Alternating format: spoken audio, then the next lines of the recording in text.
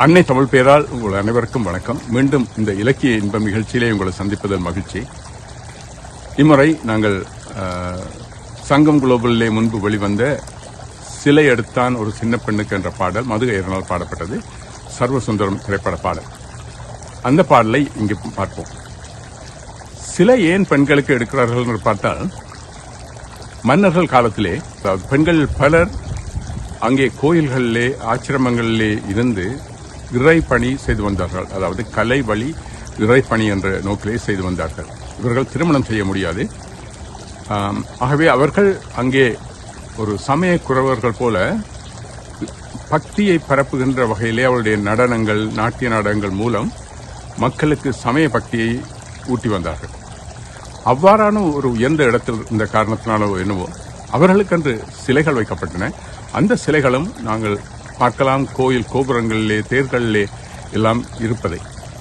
ஆகவே அவ்வாறான ஒரு உயர்ந்த இடத்திலே இருந்தவர்கள் அந்த தேவதாசிகள் என்று அழைக்கப்பட்ட அந்த பெண்கள். ஆனால் மன்னர் காலத்தின் பின்பு அவர்களுடைய அதாவது வாழ்வாதாரத்துக்கு மன்னர்களால் வழங்கப்பட்ட அந்த உதவிகள் நின்று போக அவர்கள் தனவந்தர்கள் பலருடைய கையை நம்பி சீவிக்க வேண்டி இருந்ததனால் அவர்கள் தனவந்தர் தாசிகளாக மாறிவிட்டார்கள். ஆனால் அதன் பின்பு அவர்களாலும் கைவிடப்பட்ட நிலையிலே அவர்கள் தங்களையே விற்று பிழைக்க வேண்டிய ஒரு துப்பாக்கி நிலைக்கு தள்ளப்பட்டு வெறும் தாசிகள் என்ற பெயரிலே அழைக்கப்பட்டு வந்தார்கள். எனவேதான் அந்த நாட்களிலே அவர்களுக்கென்று ஒரு பெண்களுக்கென்று ஒரு தனிப்பட்ட சிறப்பு இருந்தது. அதனால் அவர்களுக்கென்று தனிப்பட்ட சிலைகள் அமைக்கப்பட்டன. சரி, அந்த சிலைகள் எவ்வாறு அமைக்கப்பட்டன என்று பார்த்தால், முதற்சங்க காலத்தில் எழுதப்பட்டது. ஏறத்தாழ கிறிஸ்துவுக்கு முன் குறைந்தது 1500 ஆண்டுகளுக்கு முன்பே எழுதப்பட்ட இந்த சாமுத்திரிகா லட்சணங்களை கொண்டதாக இந்த சிலைகள் உருவாக்கப்பட்டன. இந்த சாமுத்திரிகா லட்சணங்கள் என்னவென்று பார்த்தால், பொதுவாக வட்டமுகம், ஆனால் இந்த காலத்திலே பெண்களுக்கு வட்டமுகம் பிடிப்பதில்லை. பெரிய நெற்றி, வளைந்த புருவங்கள், பெரிய கண்கள், நீண்ட இமை முடிகள், அந்த கருவெளிகள் பேசும்போது அலைபாய்ந்து கொண்டிருக்க வேண்டும், காதுகள் முகத்தோடு நெருங்கியதாக இருக்க வேண்டும், அகன்று இருக்காமல், மூக்கு அளவானதாகவும் கூர்மையானதாகவும் இருக்க வேண்டும், அவர்களுடைய சொண்டுகள் சிவப்பாக இருக்க வேண்டும், கழுத்து சங்கு போன்று வலுவழுப்பாக இருக்க வேண்டும், நேர்த்தியான தோள்கள் இருக்க வேண்டும், திரண்ட மார்பகங்கள் இருக்க வேண்டும், மெல்லிய இடையும் அகன்ற இடுப்பும் வாழைத்தண்டு போன்ற வலுவழுப்பான கால்களும் மெல்லிய சிவந்த பாதமும் இருக்க வேண்டும். இவையெல்லாம் இந்த சாமுத்திரிகா லட்சணத்திலே குறிப்பிடப்பட்ட உடல் எவ்வாறு இருக்க வேண்டும் என்பதற்கான அடையாளங்கள். எனவேதான் அந்த சிலை எடுத்தான் என்ற பாடலிலே வருகின்ற வரிகளை பார்த்தால், அதில் கலை கொடுத்தான் அவள் வண்ண கண்ணுக்கு, அந்த கண்கள் கலை பேசும் ஒரு தடாகம். ஆகவே அந்த கலைகள் அந்த கலை கொண்ட கண்களோடு அவருக்கு அடுத்த வரிகள் வருகின்றன.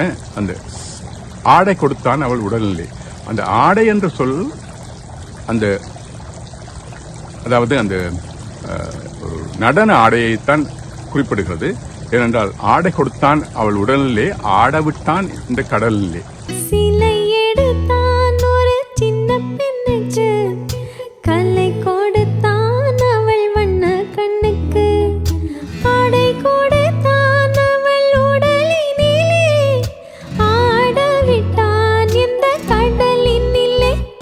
கடல் என்பது கூட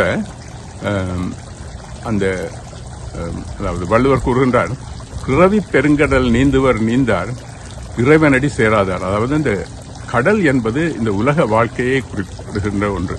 அவை அந்த கடலிலே என்ன வகை மீன்கள் இருக்கும் என்பதெல்லாம் நாங்கள் அடுத்த வரிகளிலே பார்க்கலாம். சரி, இந்த ஆடவிட்ட இந்த கடலிலே எத்தனை வகை மீன்கள் இருக்கின்றன என்று பார்ப்போம்.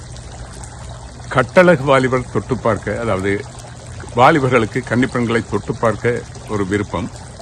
எனவே வாலிபர்கள் ஒரு புறம், அழகான பெண்களை கண்டால் அவர்களை வர்ணித்து பாடுவதற்கு கவிஞர்களுக்கு விருப்பம். எனவே கவிஞர்கள் ஒரு புறம், பொட்டு வைத்த பூவையர் போட்டி போட, அந்த அதாவது பெண்களுக்கு அந்த அழகான அந்த சிலைகளோடு தங்களை ஒப்பிட்டு பார்க்க விருப்பம். உதாரணமாக தில்லானா மோகன் அம்பாள் படத்தில் வருகின்ற பாடல், மறைந்திருந்தே பார்க்கும் மர்மம் என்ன என்ற பாடலிலே அழகர் மலை அழகா இந்த சிலை அழகா என்று தன்னை ஒரு சிலையோடு ஒப்பிட்டு பாடுகின்ற அந்த பாடல் வருகின்றது.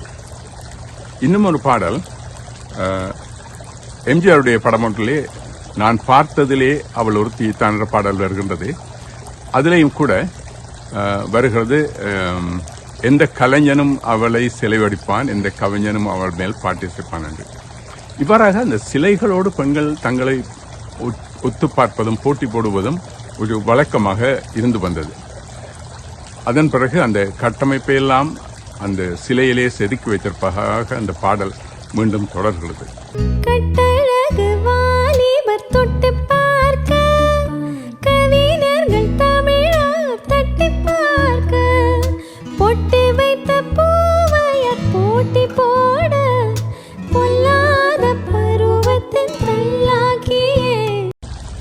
அடுத்து வருகின்ற வரிகள், படை கொண்ட பல்லவன் ஆக்கி வைத்தான், பருவத்தின் சாரத்தில் தேக்கி வைத்தான்.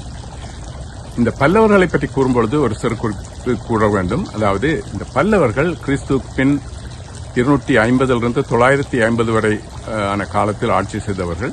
இவர்கள் காலத்திலேயே சிற்பக்கலையை மிகவும் சிறப்பாக வளர்த்தவர்கள். அத்துடன் அவர்களுக்கு ஒரு தனித்துவமான சிற்பக்கலை என்று கூற வேண்டும். ஏனென்றால் அவர்கள் சிற்பங்களை வேறு இடங்களிலே உருவாக்கி ஒரு இடத்திலே கொண்டு வந்து சேர்க்கவில்லை. அதாவது இருந்த குன்றுகளை குடைந்து சிற்பங்களை மட்டுமல்ல பாரிய கோயில்களையும் அமைத்தார்கள். அவ்வாறு அமைக்கப்பட்ட கோயில்கள் குடை கோயில்கள் என அழைக்கப்பட்டன. இவருடைய சிறப்பை பற்றி கண்ணதாசன் இன்னொரு பாடலிலே கூறுகின்றார். கல்லிலே கலைவண்ணம் கண்டான்.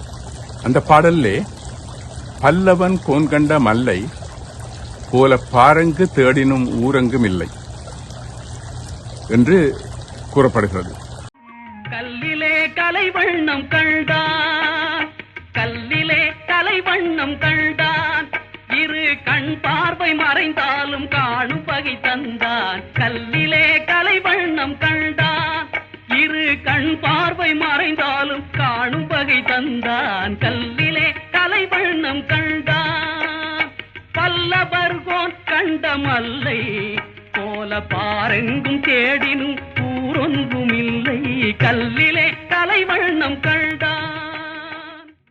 ஆகவே அந்த பல்லவர்களுடைய சிறப்பை அந்த பாடல் மூலம் சிறப்பாக வெளிப்படுத்துகிறார். இந்த பல்லவர்கள் அதாவது சேர சோழ பாண்டியர்கள் போல இந்தியாவின் ஆதிக்குடிகள் அல்ல என்ற ஒரு கருத்து இருக்கிறது. ஆகவே வேறு நாட்டிலிருந்து அவர்கள் வந்திருக்கலாம், ஏன் ஈழத்தமிழர்களாக இருக்கலாம் என்ற கருத்தும் கூட இருக்கின்றது. ஆனால் இவர்கள் பேசிய மொழி தமிழ் என்பதற்கு ஆதாரங்கள் இருக்கின்றன.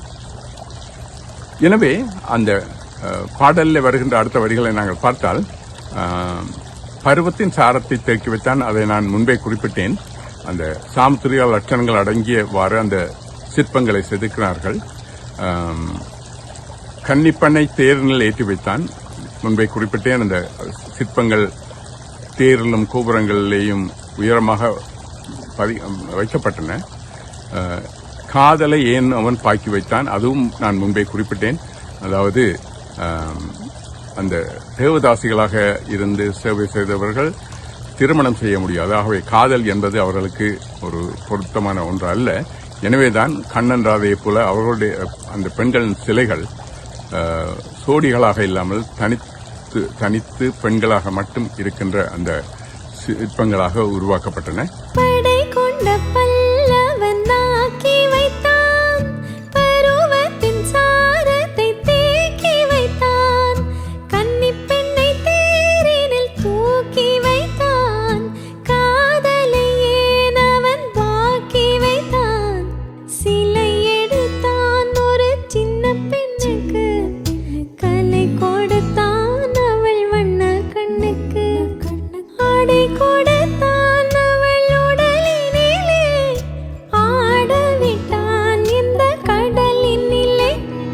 எனவே இந்த பாடலை நீங்கள் ரசித்திருப்பீர்கள் என்ற எண்ணத்தில் உங்களிடமிருந்து விடைபெறுகிறேன். நன்றி, வணக்கம்.